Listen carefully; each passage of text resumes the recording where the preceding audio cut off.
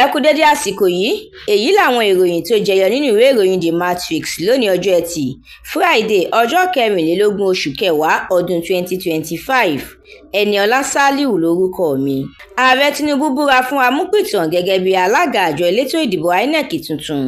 Ó gbà á níyànjú láti rí i dájú pé ó ń ṣàgbékalẹ̀ àwọn ètò ìdìbò tó yanrantí. Amúpìtàn náà ṣèlérí ètò ìdìbò tí yóò mú káwọn ọmọ Nàìjíríà ní ìgbẹ́kẹ̀lé nínú àjọ náà.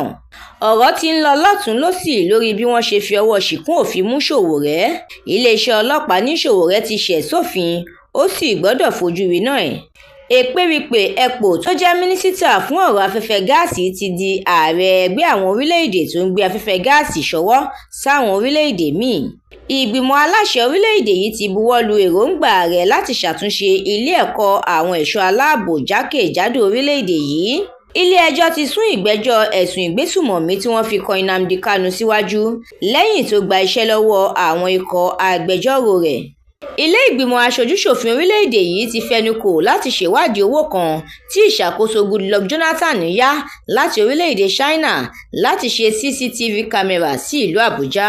Àwọn ọmọ ẹgbẹ́ tuntun bíi 15 tí wọ́n darapọ̀ mọ́ ẹgbẹ́ òṣèlú APC láti inú ẹgbẹ́ òṣèlú PDP ní Matawalle ti gbà wọlé ṣáájú ètò ìdìbò ọdún 2027.